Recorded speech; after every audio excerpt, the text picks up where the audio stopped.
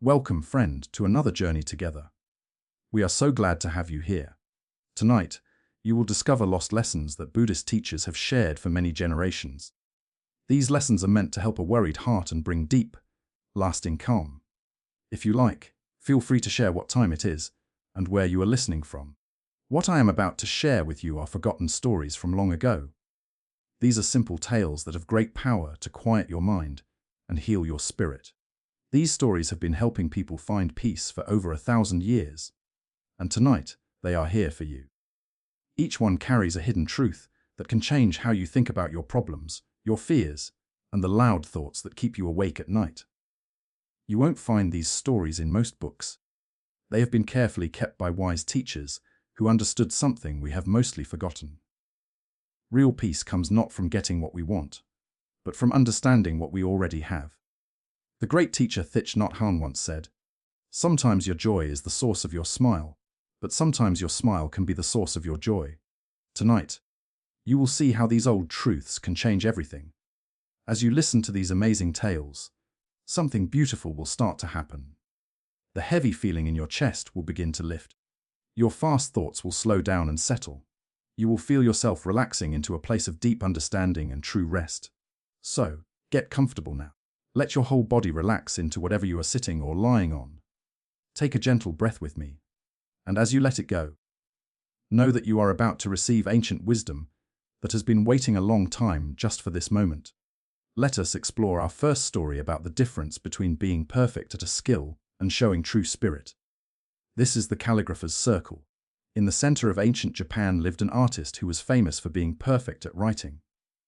His brush strokes were exact, his letters were the perfect size, and his pages were balanced perfectly. Rich people paid him to write their most important papers, and his work cost a lot of money in the markets. Yet, even with his success, he felt something important was missing from his art. He felt he was missing a mystery that the Zen masters called the spirit of the brush. He wanted to find this secret, so he traveled to a temple in the mountains to study with a famous Zen master known for his writing.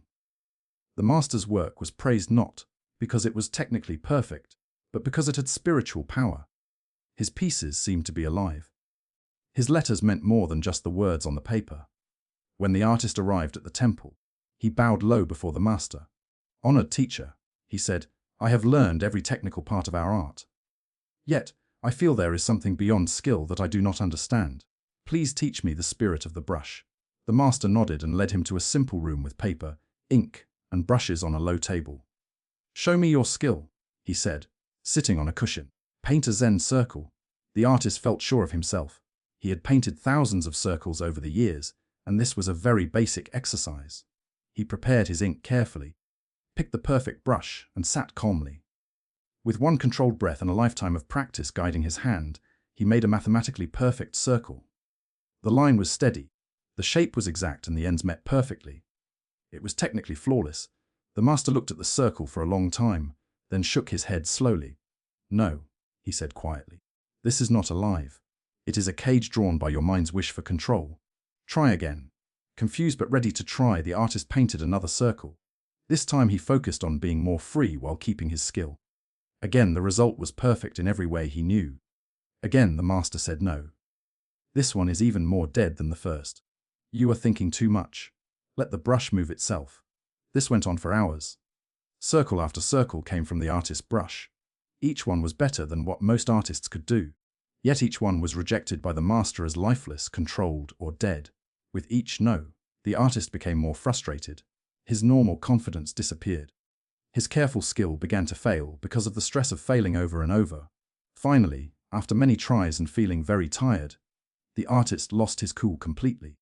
In a moment of total frustration and defeat, he slammed his brush down onto the paper without thinking about skill, control, or the result. The result was a messy, splashed, unfinished circle with rough edges and ink bleeding everywhere. He threw the brush down and hid his face in his hands. "I cannot do it," he cried. "I will never understand what you want." The master leaned forward and carefully picked up the paper with the messy, imperfect circle. For the first time that day, his face lit up with real happiness. "Eh," he said, his eyes bright with joy. This one has life. This one has a beginning, a breath, and a heartbeat. Now you have touched the spirit of the brush. Ancient Buddhist wisdom tells us, in the beginner's mind, there are many possibilities, but in the expert's mind, there are few. This tale shows the deep difference between mastery that controls and mastery that flows. It is the difference between perfection that impresses people and expression that changes people. Why do we often lose our energy as we get better at things? Zen Buddhism says that knowledge can become a trap. As we learn more techniques, rules, and standards, we can become so focused on not making mistakes that we forget why we are doing it. Our wish for control slowly kills the life we wanted to share. The artist's perfect circles represent every area of life where we care more about being correct than being real. Think about the musician who focuses so much on playing every note perfectly that the song loses its feeling. Or the speaker who is so worried about saying the right words that their message loses its power. Or the parents who are so worried about being perfect parents that they miss chances to really connect with their child. This isn't saying that skill or practice is bad. Skill gives us a foundation. But at some point, we must learn to go beyond skill. We must use what we know for something bigger, instead of being trapped by it. The master wasn't teaching the artist to be careless. He was showing him how to be free. Zen master Suzuki Roshi taught, in the beginner's mind, there are many possibilities. In the expert's mind, there are few. The artist's breakthrough happened when his skill finally broke, allowing his beginner's mind to come out. In that moment of giving up, when all his careful control fell away, something real could finally show itself. Look at your own areas where you are good at things. Where might your knowledge be stopping you instead of helping you? Maybe it is in parenting, where thinking you know the right way stops you from seeing what your child really needs right now. Maybe it is in your job where being a professional stops you from taking creative risks, or in relationships, where your ideas about how love should look stop you from loving the person right in front of you. The Buddha said, "Empty your cup so that it may be filled." The artist's cup was so full of skill, knowledge, and being an expert, that there was no room for the spirit to enter. Only when his skill ran out could something alive come through. This teaching invites us to hold our skills lightly. We should remain beginners even as we become masters. True skill includes the wisdom to know when to forget everything we know and respond freshly to the moment. The most powerful speakers often say words that surprise even them. The most moving artists create things they don't fully understand. The best leaders handle problems their training never covered. Tonight, as you think about your own skills, can you find the courage to put down your perfect brush? Can you allow something messier but more alive to come out? What would happen if you looked at familiar things with a beginner's mind, fresh eyes, and a willingness to be surprised? As the Buddha taught, the finger pointing at the moon is not the moon. All our skills, all our knowledge, and all our perfect circles are just fingers pointing toward the real experience. Sometimes we must stop looking at our finger and look up to see what it is actually showing us. Let us explore a story about finding beauty in broken things. This is the master's tea bowl. A rich collector of fine art walked up a mountain path to visit the famous Zen master Kayun. This collector was known for having great taste and giving money to the temple. He had sent many expensive gifts over the years, like porcelain bowls, painted scrolls, and shiny bronze pots. As a very important guest, he expected to be served with the temple's best things. The afternoon sun shone through old pine trees as the two men sat for tea in the temple's simple room. The collector sat on his cushion, waiting for the ceremony to show off the beautiful pieces he had given. Instead, he watched in confusion as Master Kayun reached for a tea bowl that looked very common. It was a rough clay bowl with a large, jagged crack running down its side. The crack had been fixed with gold glue that shone like lightning frozen in the clay. The collector immediately thought the piece was worthless. "Master," he said, unable to hide his disappointment, "I have sent you gifts of the finest bowls from the best artists. Those bowls are perfect, without any scratch or spot. Why do you choose to serve tea in this broken, worthless thing?" Master Kayun lifted the humble bowl in both hands, feeling its warmth as the tea heated the clay. His old fingers touched the gold repair with love.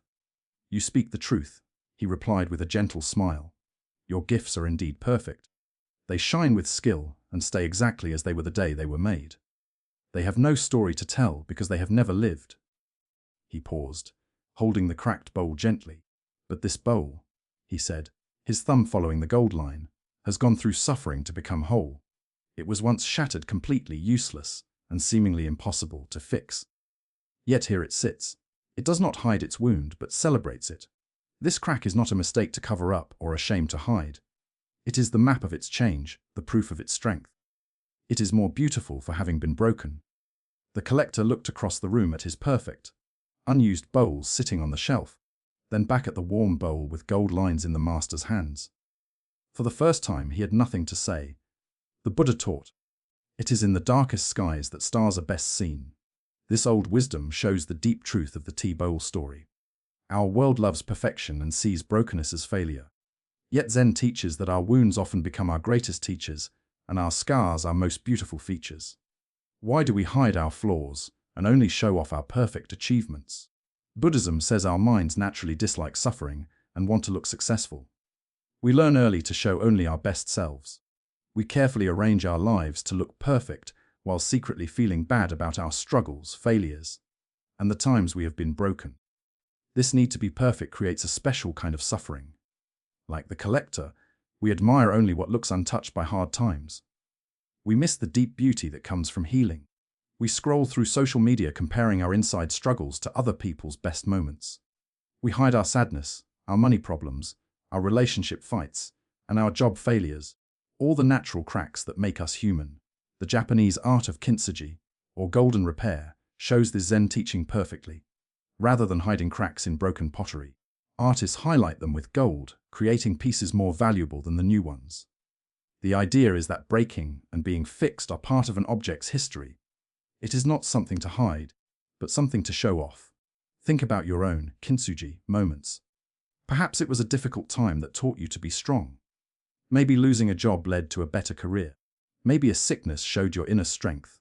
Or maybe a bad habit opened your heart to kindness. These experiences, which hurt at first, often become the golden lines that make us more beautiful, wise, and able to help others. Zen Master Suzuki Roshi taught, "Each of you is perfect the way you are, and you can use a little improvement." This captures the idea of accepting our brokenness while still healing. We don't need to fix ourselves to be worthy of love. We are already whole. Yet, our willingness to admit our cracks allows wisdom to enter.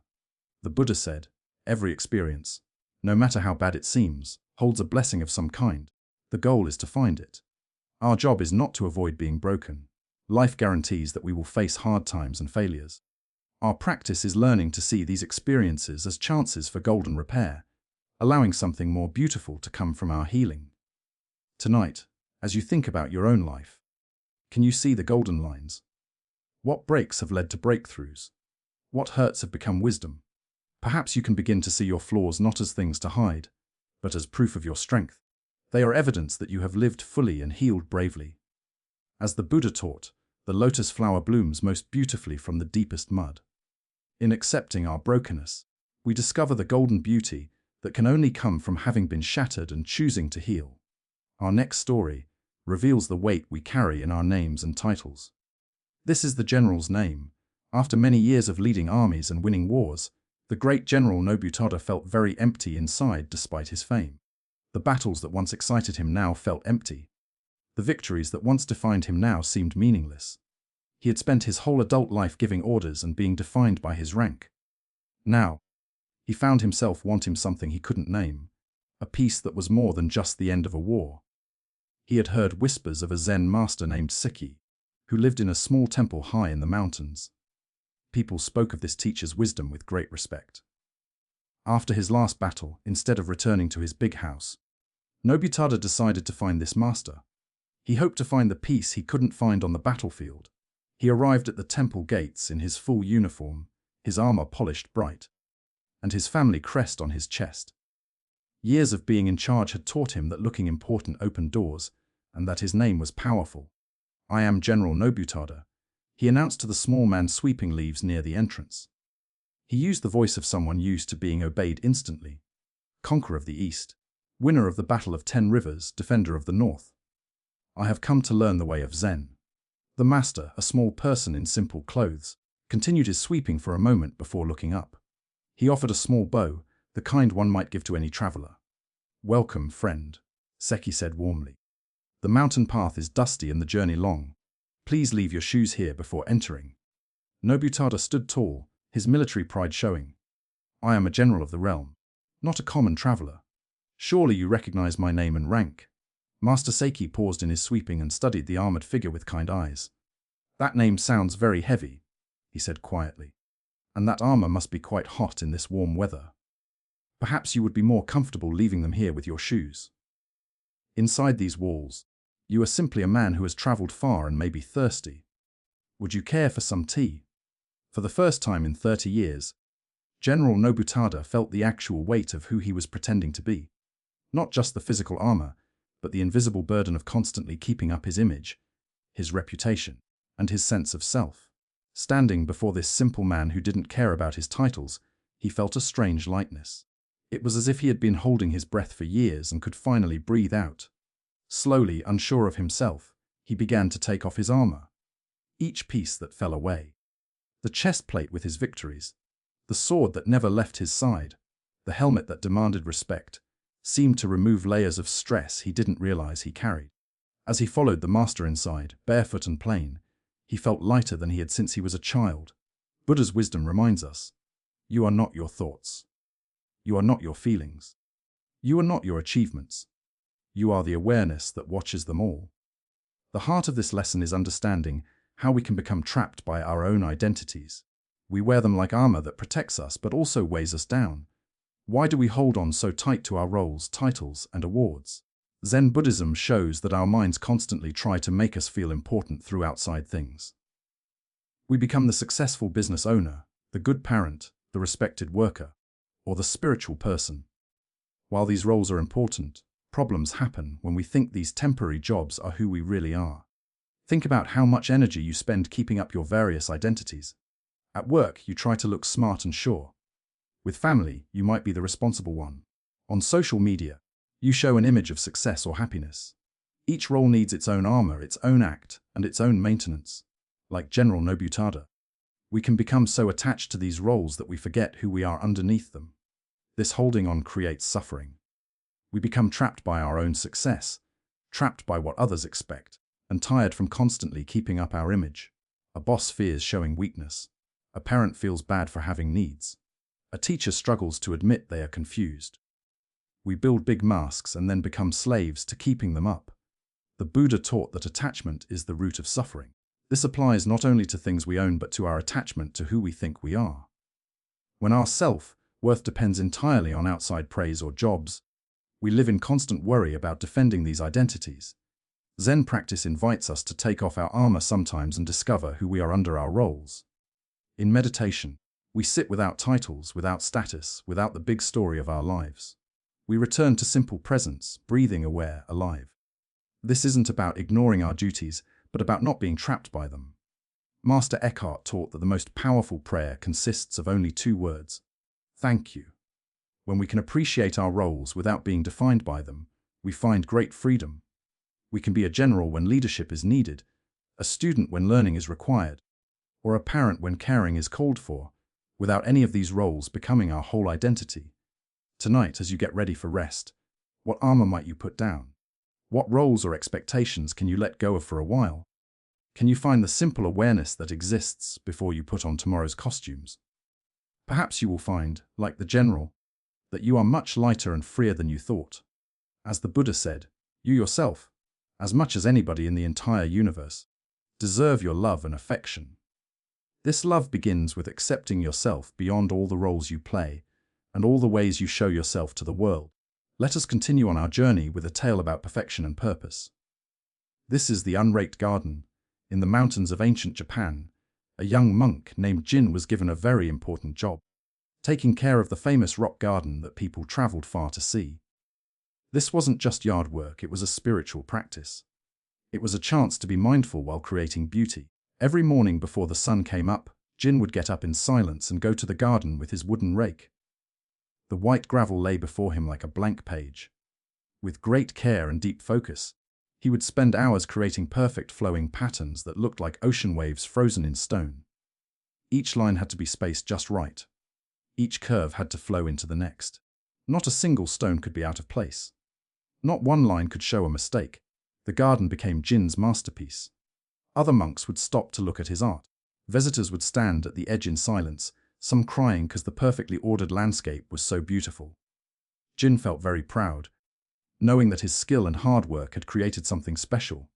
One warm afternoon, as Jin stepped back to look at his latest work, maybe his best yet, he noticed the headmaster coming. His heart beat faster. Surely Master Tanaka would praise his perfect work. The master stood silently for a long time at the edge of the garden. His hands were folded in his sleeves, looking at every perfect line. Jin waited nearby, barely breathing, sure that he was about to be praised. Without warning, without saying why, and without looking at Jin, Master Tanaka stepped over the low fence into the sacred garden. He walked slowly to the very center of the perfectly raked gravel and sat down to meditate. His brown robe spread across the white stones, completely ruining hours of careful work. Jin gasped, putting his hands to his face in shock. "Master," he cried out, "you have destroyed it. Hours of work ruined. The perfect pattern's gone." Master Tanaka opened his eyes and looked up at his student with kindness and a small smile. "No, Jin," he said softly. "I have not destroyed anything. Before, what you created was a picture to be looked at from far away.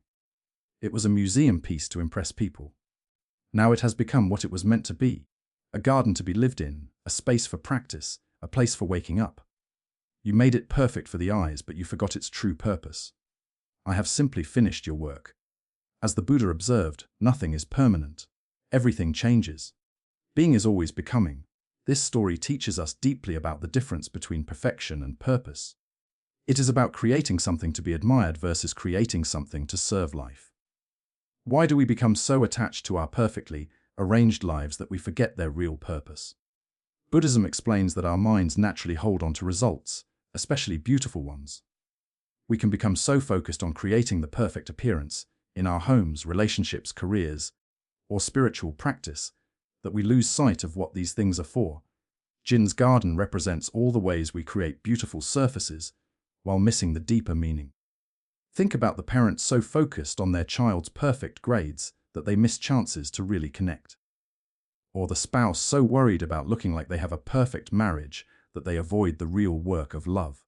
Or the spiritual person so attached to looking wise that they won't admit when they are confused. This attachment to looking perfect freezes us. We become managers of our own lives, carefully keeping up impressive displays while being afraid to actually live in them. Like Jin's garden, these perfect arrangements become things we can't touch, watched from a distance rather than lived in. Zen Master Dojin taught, "Time is not separate from you, and as you are present, time does not go away." The garden's true purpose wasn't to show off Jin's skill. It was to provide a space for being present, for meditation, for the messy, imperfect, beautiful work of living. Look at your own perfectly arranged spaces. What parts of your life have become too perfect to actually use? Perhaps it is the nicely decorated living room where no one feels comfortable sitting. The schedule that is so planned it leaves no room for fun. The public image that stops you from making real friends. The master disrupting the garden wasn't destructive, it was freeing. By sitting in the garden, he turned it from a show into a practice. From something to keep safe into something to experience. His robes spreading across the perfect lines created a new kind of beauty, the beauty of a space actually used. This story challenges what we think is valuable. We are taught that keeping things perfect is good, but often real growth happens in the messy middle of actual living. The courage to live fully is better than just watching life carefully. The Buddha said, "Peace comes from within. Do not seek it without." The peace Jin was looking for through outside perfection was always available in the simple act of being present. Whether the garden was perfectly raked or beautifully messy, true meditation transforms whatever happens into a chance to wake up. Tonight, as you look around your own life, can you find the courage to actually live in it? What beautiful display might you be willing to mess up for the sake of a real experience? Perhaps you will discover, like Jin, that the most beautiful things come not from perfection we can't touch, but from sitting down fully in the middle of your life. As the Buddha taught, it is better to live one day seeing how things change than to live 100 years without seeing it. The garden's lines will be raked tomorrow. But this moment's chance to be present is special. As we continue our journey through the wisdom of Zen Buddhism, let us turn to a story about where our experiences come from. This is the echo and the silence. A young boy lived with his grandmother in a small village in a valley surrounded by tall mountains. The child was curious and loved to explore the world, finding new wonders in the forests, streams, and cliffs. One day, while walking near the edge of a deep canyon, he made an exciting discovery. When he called out, "Hello," into the big space, his voice came bouncing back to him. "Hello." Happy with this magic, he began trying different sounds. "You are wonderful," he shouted, and the echo replied warmly, "You are wonderful." The boy clapped his hands and laughed as the sound returned to him. For days, the boy went back to his special place to play with his echo friend. He would tell jokes, sing songs, and tell stories, always getting his own voice back as if the canyon was talking to him. The echo became his friend, always agreeing with him. One afternoon, however, the boy arrived at the canyon feeling upset. Another child had pushed him, and he felt angry. Instead of his happy greeting, he screamed into the canyon, "I hate you!" To his shock and fear, the echo screamed back just as loudly, "I hate you." The boy's anger turned into fear. His echo friend had never spoken to him like this. Scared, he ran home to his grandmother, crying. "Grandmother," he cried, "there is a mean person in the canyon who hates me and said terrible things." His wise grandmother listened to his story, gently petting his hair. When he finished, she took his hand. "Come," she said softly. "Let me show you something." She led him back to the edge of the canyon. The boy stood back nervously, but his grandmother simply stood at the edge in perfect silence. The wind moved through the trees. A bird called. But from the canyon came only peace. After a few minutes of silence, she turned to her grandson. "Tell me, what did you hear?" "Nothing, grandmother," the boy whispered. "Just quiet." She nodded gently. "Exactly, my dear. You see, you have been listening to the echo of your own voice and believing it was someone else. When you called out with joy, joy returned. When you called out with anger, anger returned. But the canyon itself is neither happy nor angry. It simply gives back what you give it." She knelt down to look at him. The world is like this canyon. It reflects back to us what we send into it.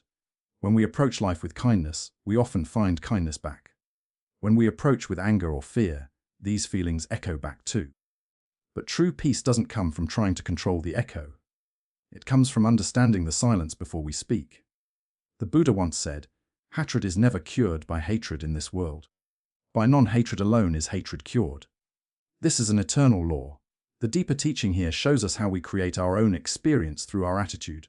Why do we often think our feelings come from outside us? Buddhism shows that we live in a world of echoes, mistaking our own feelings for what is really happening. When we are anxious, we see danger everywhere. When we are defensive, we think people are attacking us. When we expect disappointment, we find it. This echo happens in small ways too. A hurried person finds delays everywhere. An angry driver finds bad traffic. A lonely person notices rejection. Like the boy, we fail to see we are hearing our own voice. Think about your relationships. When you criticize your partner, how do they respond? When you are stressed with your children, what energy do they give back? The canyon of relationships is constantly echoing back our own attitude. This isn't just about positive thinking.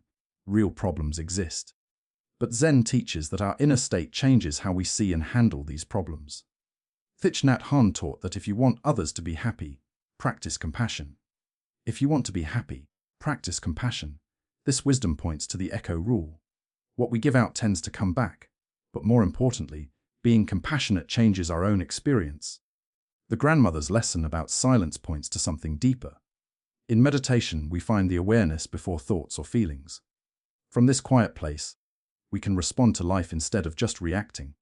The Buddha said, "Better than 1,000 empty words is one word that brings peace." When we speak from a calm place instead of a reactive place, our words are different. They come from wisdom, not fear. Tonight, as you get ready to sleep, notice the echoes you created today. Before tomorrow, can you find a moment of silence, not to plan what to say, but simply to touch the quiet place inside you? As the Buddha taught, peace comes from within. Do not seek it without. The canyon will always echo what we shout. But in the silence, we find the freedom to choose what we send into the world. Our next story reveals the poison of negative habits and the freedom found in being content. This is the lesson of the monastery and the monk who never stopped complaining. In a quiet temple in the mountains, a group of monks lived with strict rules and silence.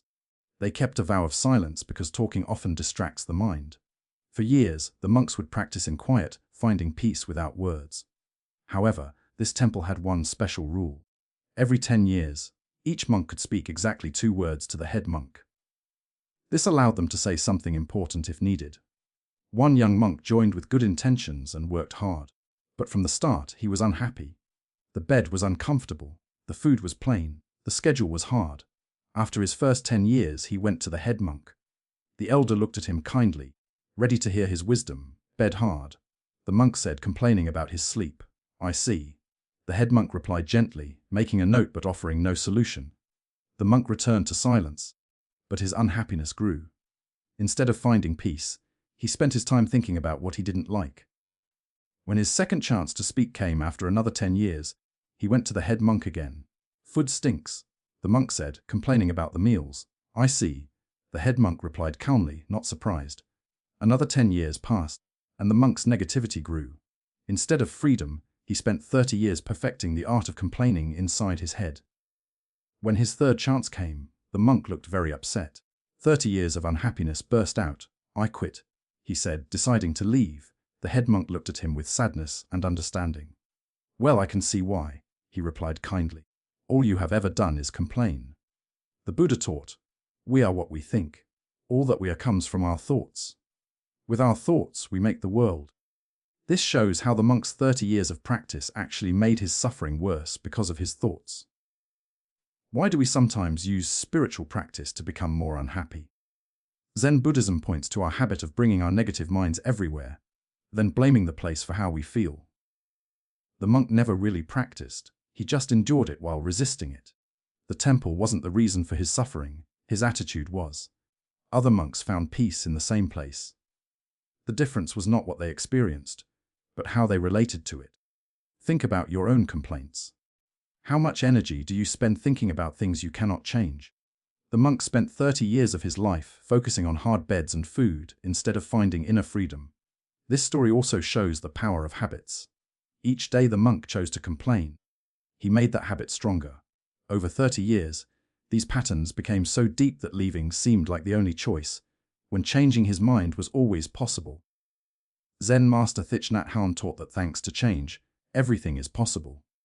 The monk's tragedy was not seeing that his unhappiness could change. Instead of working with his feelings, he fed them for 30 years. The Buddha said, "Better than 1,000 empty words is one word that brings peace." The monk's 6 words over 30 years brought no peace. Look at your own life. Where are you spending years complaining about things that could be changed by a shift in how you see them?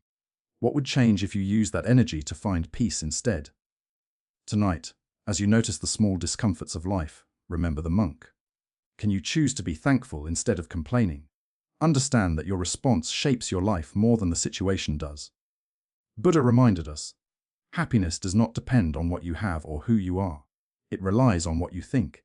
The temple gave every monk the same chance. Some found peace, others did not. Not because of the place, but because of their attention. In every moment, we face the same choice to practice complaining or to practice contentment. Let us now turn to a tale about seeking and finding. This is the master sculptor's discovery. In a busy stone quarry beneath tall mountains, a master sculptor walked among the marble blocks. He had spent years turning stone into beauty. The morning sun lit up the stones that seemed to speak to him. "Aha," he would say, "there is a hero in that rock, and a saint in that one." He was famous because he could see the true nature of every stone. But on this morning, the sculptor felt sad. For over 40 years, he had been looking for something special, the perfect block to carve his masterpiece, a statue of the Buddha. He was getting old, and he still hadn't found this special stone.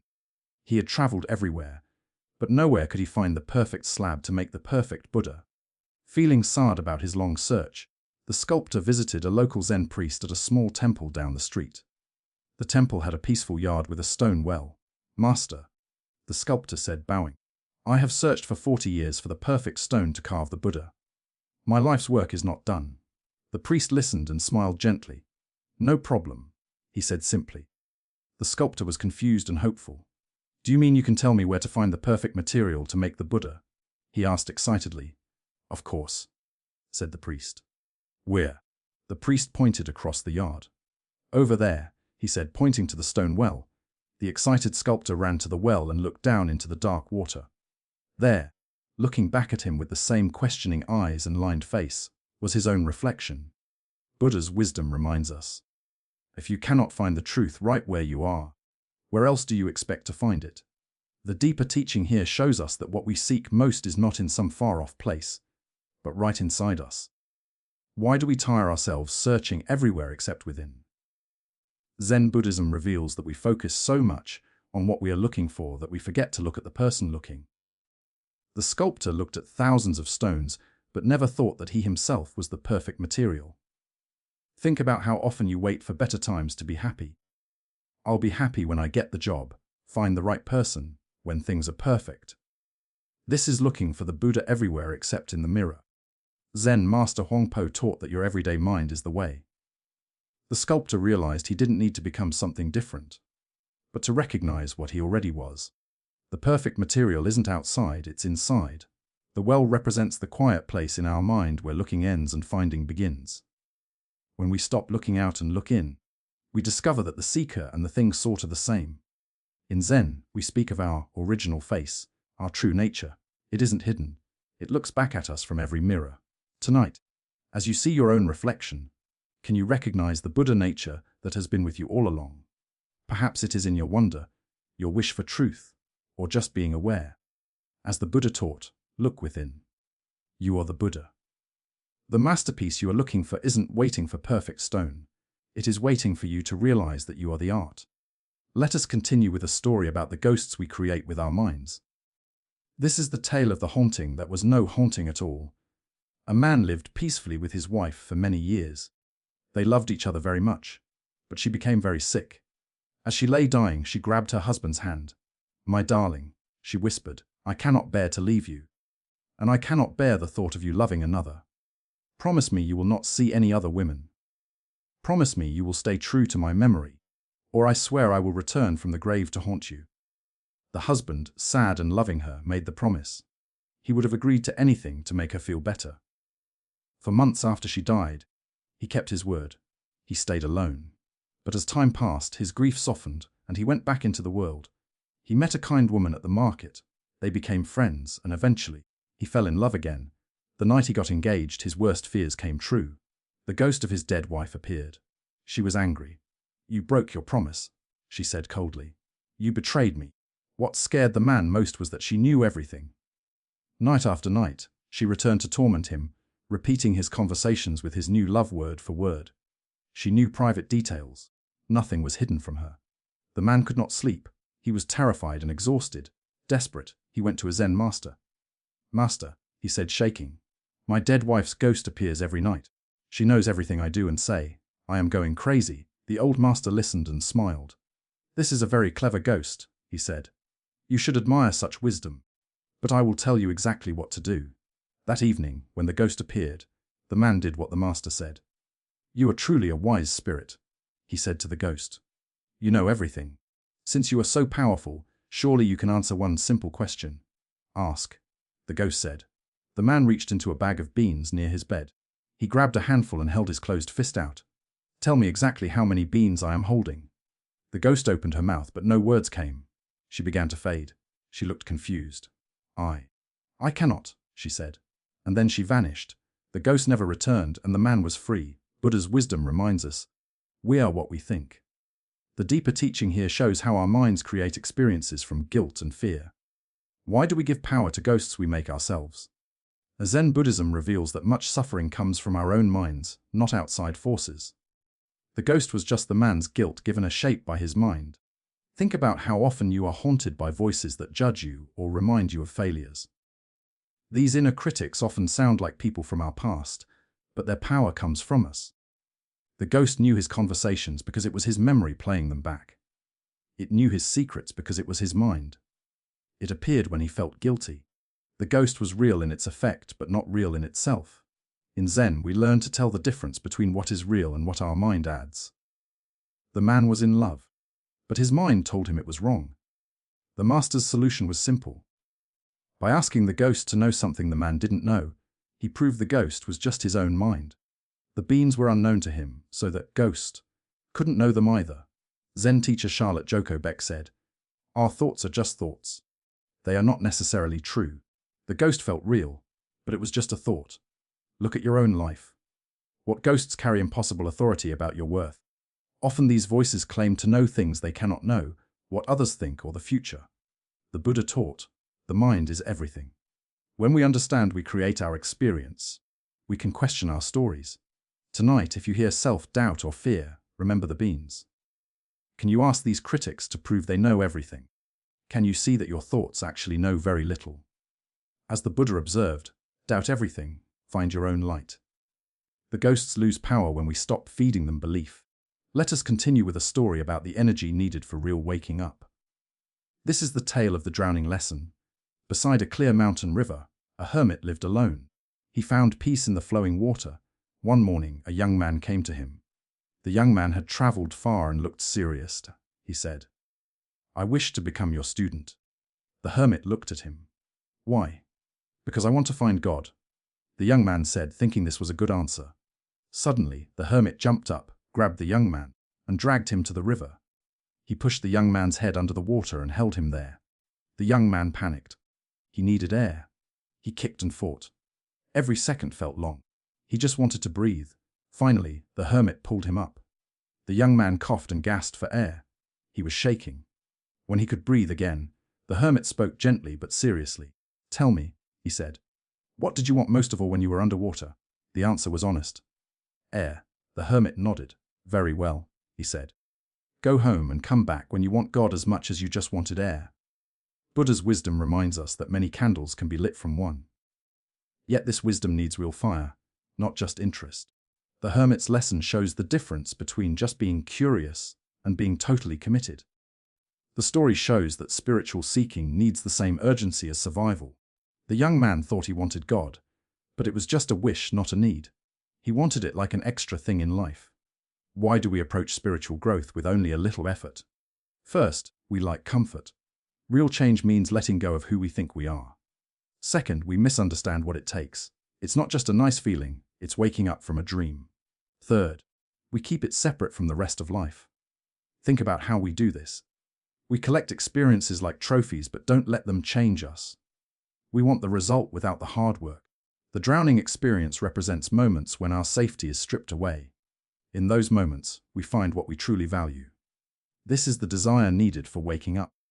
Zen teacher Charlotte Joko Beck wrote, "Practice is about being willing to die to who you think you are." This intensity doesn't mean being sad.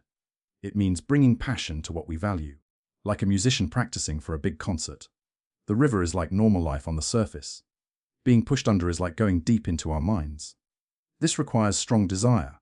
Tonight, ask yourself, is your seeking just curiosity or a necessity? What would it mean to want truth as much as you want your next breath? As the Buddha taught, the way is in the heart. The path is bringing our whole self to whatever we do. Let us continue with a story about wisdom found in laughter and the problem of taking ourselves too seriously.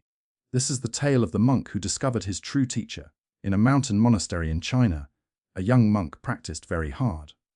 He woke up early, sat perfectly still, and studied books intensely. He was very serious. One day, while reading a hard part of a Buddhist book, he got confused. The words seemed to not make sense. Determined to understand, he went to the master's room. "Master," he said seriously, "I found a teaching I don't understand. Please explain it." He read the words carefully. The master listened. When the monk finished, something unexpected happened. The master smiled, then chuckled, then laughed loudly. He laughed so hard tears ran down his face. The monk stood frozen. He expected wisdom, not laughter. The master just walked out, still laughing, leaving the monk confused. For 3 days, the monk couldn't stop thinking about it. He was upset. Why did the master laugh? Was he making fun of him? Was his question stupid? Finally, he went back to the master. "Master," he said, "for 3 days I have been upset by your laughter. I cannot eat or sleep. Why did you laugh? Did I do something wrong?" The master looked kind. "Monk, do you know what your problem is?" he asked. "Your problem is that you are worse than a clown." The monk was shocked. "How can I be worse than a clown? I am serious about my practice. I sacrifice everything. How can you compare me to a clown?" The master smiled. "A clown's greatest joy is making people laugh. When others laugh, the clown is happy. But you, when another person laughs, you feel upset and tortured. Tell me, are you not worse than a clown? The monk suddenly understood. He saw how his attachment to being serious caused his suffering. He was so worried about his image that he couldn't share the master's joy. The laughter wasn't mean, it was pure delight at the teaching. The monk began to laugh too. He laughed at his own seriousness. His laughter joined the master's. And in that joy, he understood, as the Buddha observed, if you light a lamp for somebody, it will also brighten your path. The lesson is about how our reactions show our own minds.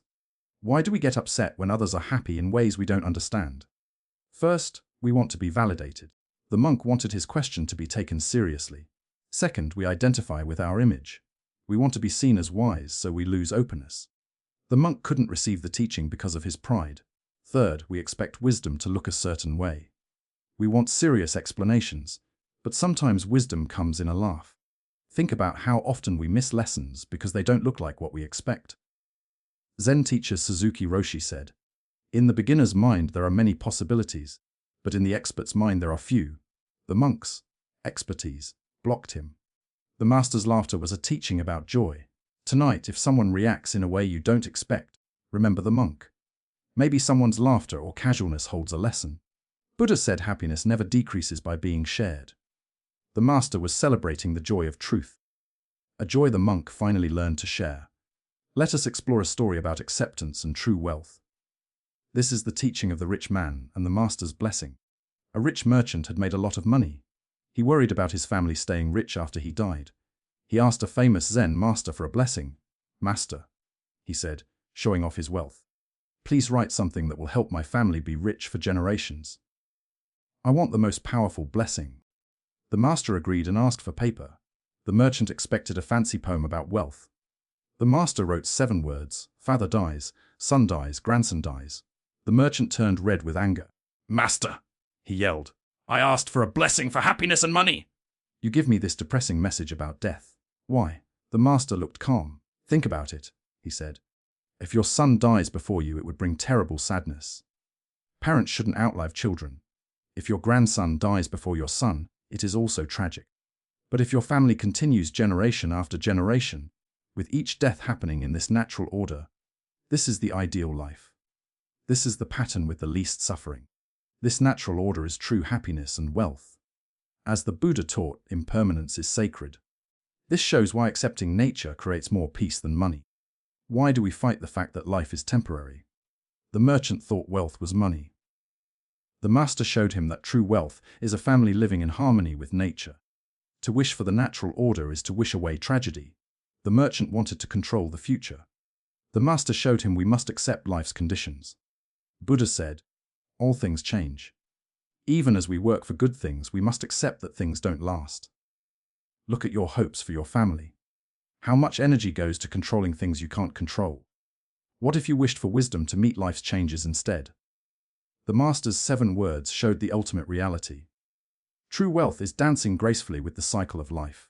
Let us turn to a tale about trusting life. This is the story of the Crystal River. In a clear river, a village of small creatures lived at the bottom. They held on tight to rocks and sticks to avoid the current. "Hold on," the elders said. "The current is dangerous. Stay safe." But one creature was tired of holding on. He watched the water flow and wondered about it. "I am tired of clinging," he said. "I will let go and trust the current. If I hold on, I will die of boredom." The others were scared. They cried, "You will be smashed on the rocks." But the creature let go. The current took him, and he tumbled and hit rocks. It hurt. But as he refused to grab on again, the water lifted him up. He stopped hitting rocks and flowed with the water. He moved effortlessly. Creatures downstream saw him flying in the water. "A miracle!" they shouted. "A savior!" "I am no savior," he called. "The river lifts us free if we dare to let go. Our work is to trust the flow." But they just yelled savior and held on tighter.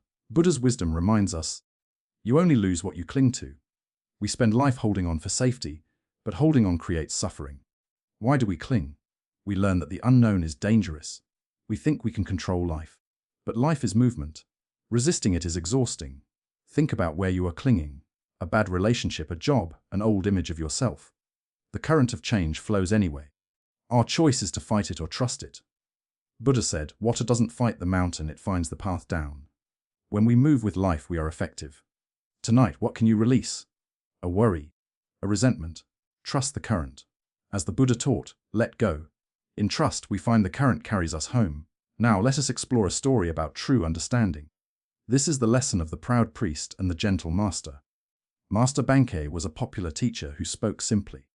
A priest from another sect was jealous because his students were leaving to hear Bankei. He wanted to show Bankei was a fake. He stormed into a meeting. "Hey, Zen teacher!" he yelled. "People respect you, but I don't. Can you make me obey you?" Bankei smiled. "Come up here and I will show you." The priest walked up, proud. "Thank you," Bankei said. "No, stand on my left side." The priest moved to the left. "Actually," Bankei said, "maybe the right side is better." The priest moved to the right. "You see," Bankei said gently, "you are already obeying me. You are a very cooperative person. Now sit down and listen." The priest froze. He realized he had obeyed simply because asked nicely. His anger melted. He learned that true influence comes from inviting cooperation, not forcing obedience. The priest sat down and listened. Buddha taught, true obedience is conscious harmony. We confuse power with force. Bankei showed that leadership comes from understanding. The priest expected a fight, but met kindness. Think about your life. Do you try to force people or invite them? Forced compliance creates anger. Cooperation creates change. Bankei saw the priest's suffering and responded to that. He turned a fight into a lesson. Buddha said, hatred is cured by non-hatred. Tonight, if you feel the need to force your way, remember Bankei. Can you invite wisdom instead of fighting resistance? True authority helps others discover their own wish to cooperate. Let us explore a story about the truth that is invisible. This is the tale of the fish and the ocean. A young fish in the ocean felt troubled. He asked an old turtle, "Everyone talks about the ocean, but I can't find it. Where is it?" The turtle smiled. "The ocean is what surrounds you right now." The fish looked around. "I don't see it, I just see water." The turtle explained, "You are in it. You breathe it. You are never separate from it. It is so part of you that you can't see it." The fish asked, "This water is the ocean?" "Yes," said the turtle. As the Buddha observed, we must strive with awareness. This shows how we miss the big truth because it is too close. Like the fish, we don't see the sacred because we are in it. Why do we miss it? We look for big miracles and miss the breath in our lungs. The life force is in everything. Think about traffic moving or your body breathing. These are expressions of the flow. Zen teacher Alan Watts said defining yourself is like biting your own teeth. You can't grasp the flow because you are it. It isn't just an idea. It is the life in your cells. The way isn't a path to walk, it walks itself through us. We use words to point to something beyond words. Tonight, feel your breath. Can you sense the life force? Buddha said, "You are the Buddha. You are not separate from the ocean of existence." Our next story is about returning to what is real when scared. This is the tale of the captured warrior. A warrior was captured in war. He was thrown in a dark cell. He was terrified of being tortured and killed the next day. His mind raced with scary thoughts. He couldn't sleep. He was in agony. Then he remembered his Zen master's voice. Tomorrow is not real. Only now is real. At first, he resisted, but then he noticed his breathing. He felt the straw floor. He heard the wind. In this moment, he was not being hurt. He was just sitting. The terror was just a thought about the future. He felt peace and fell asleep. The Buddha said, "If you want to know your future, look at your present actions. The only moment we live in is this one." Why do we torture ourselves with the future? Our minds scan for threats. But imagining bad things causes suffering. Look at your anxiety. How much is just imagining? The warrior acknowledged the future but returned to the now. Thich Nhat Hanh taught that the future is unwritten. Everything changes. We can't know what will happen. Maybe he would be saved. Buddha said, "There is only one moment for you to live." This doesn't mean don't plan. It means don't worry. When we inhabit the present, we find peace. The warrior transformed his cell by shifting attention. Tonight, if you are worried, remember the warrior. What is happening right now? Breathing, sitting. Anchor yourself in reality. As the Buddha taught, concentrate the mind on the present moment. Now let us explore a story about helping. This is the encounter between the psychiatrist and the Zen master. A doctor asked a Zen master, "How do you help people?" The master thought and said, "I get them to a place where they can't ask any more questions." The doctor was confused.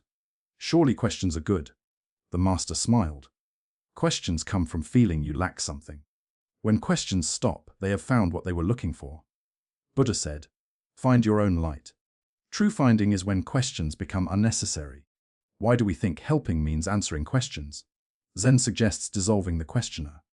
The doctor analyzes problems. The master helps people see they are already complete. Think about your questions. How can I be happy? What should I do? These imply something is missing. But what if the questioner is the source of the seeking?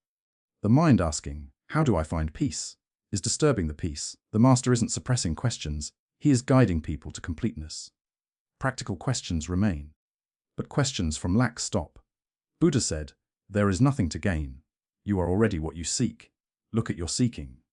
What would remain if you stopped asking what is wrong? The master dissolves the seeker. Tonight, can you sense the space before questions? The completeness that needs no answers. As the Buddha observed, peace comes from within. Now, let us experience a Zen story about enlightenment.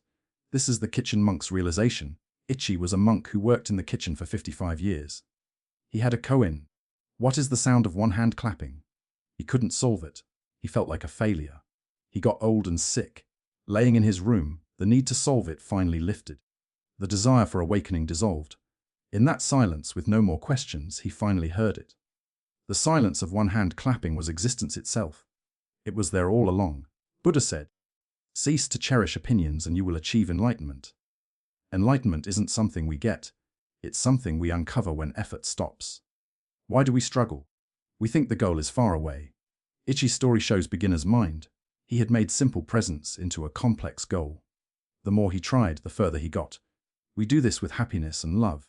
Ichi realized it while letting go. The sound of one hand clapping is the invitation to rest. Tonight, remember Ichi. What if the awareness noticing your seeking is the enlightenment? The answer is closer than you think. As the Buddha taught, peace comes from within. Sometimes the greatest achievement is stopping. Now let us explore a story about belief. This is the tale of the general and the coin. A general was outnumbered. He needed his troops to believe they could win. He stopped at a shrine. He told them, "I will toss a coin. Heads we win, tails we lose." He tossed it. It was heads. The soldiers cheered. They believed they would win. They fought bravely and won. Later, a lieutenant said, "No one can change destiny." The coin was right. The general showed him the coin. It had heads on both sides. Buddha said, "We become what we think. Destiny is shaped by belief." Why do we think fate is out of our control? The general knew belief was stronger than numbers. He didn't just trick them, he unlocked their courage. Think about your life. Do you assume defeat? The coin represents the power to tip the scales. It doesn't mean magic, but confidence allows our best to come out. Zen master Hongpo taught to reject what you think, not what you see. The general worked with psychology. Look at your challenges. Where do you need a double-headed coin? Create conditions for success. Buddha taught, with our thoughts, we make the world. When we approach with confidence, we discover new strength. Tonight, can you find your own version of the general's wisdom? Influence the beliefs that shape your destiny. The general lit the flame of belief. Let us turn to a story about inner work. This is the tale of the horse and the mind. Master Bankai was resting near a corral. A warrior was beating his horse because it was misbehaving. Banki watched. The warrior was frustrated. Banki called out, "Rather than beat your horse, why not train your own mind?" The warrior stopped. He realized Banki was right. Buddha said, "Conquer anger with non-anger." The story shows we can't force the world to be what we want. The warrior beating the horse is like us trying to control life. We blame outside things. The untrained mind tries to control the environment. This is exhausting. Think about your life. Computer crashes, traffic, family, we're like the warrior. The horse is the uncontrollable parts of life. Zen teacher Pema Chodron writes, "You are the sky. Everything else is just the weather. Instead of controlling the weather, we can be the sky. Train the mind to be stable." This doesn't mean being passive. It means acting from calm. Tonight, when frustrated, remember Banki. Don't beat the horse. Train your mind. Buddha taught that peace lies in cultivating inner qualities. Let us continue with a teaching about understanding. This is the story of the one-eyed monk and the silent debate. A traveler monk came to a monastery. He had to debate to stay. The abbot sent his one-eyed attendant. They debated silently with gestures. The traveler held up one finger. The traveler held up two. The traveler held up 3. The attendant made a fist. The traveler left impressed. He told the abbot, I held up 1 finger for Buddha. He held up 2 for Buddha and Dharma. I held up 3 for the Sangha. He made a fist to show they are all one. He is too smart for me. The abbot was surprised. Then the attendant came in angry. That rude man. He held up 1 finger to make fun of my 1 eye. I held up 2 to say he has 2 eyes, being polite. He held up 3 to say we have 3 eyes between us! So I made a fist to hit him, and he ran away. The abbot was stunned. Buddha taught, we see the world not as it is, but as we are. Both monks saw the same gestures but had different realities. Why do we project our own meaning? We have worldly winds. The attendant's insecurity made him see insults. The traveler's seeking made him see wisdom. Look at your interpretations. Do you misread things because of worry or hope? Maybe a distracted friend isn't mad. Maybe a comment isn't criticism. Both monks were sincere but wrong. Zen practice teaches, don't know mind, be open to other meanings. Mindfulness helps us see our filters. Zen master Matsu taught everyday mind is the way. Examine the mind that creates meaning. Buddha said, be non-hatred alone is hatred appeased. If they had been open, they could have learned. Tonight, notice how you interpret things. Can you see the difference between what happened and what you think happened? As the Buddha taught, peace comes from within. Clear seeing brings wisdom. Tonight, as we draw these stories to a close, can you feel how the calm you have discovered isn't something you need to chase or achieve? It is something that was always there, waiting quietly in your own awareness. Can you sense that the wisdom you have touched through these tales doesn't live only in ancient monasteries or distant mountains? It lives right here in your own mind, available whenever you remember to look. The Buddha taught us the way is not in the sky. The way is in the heart.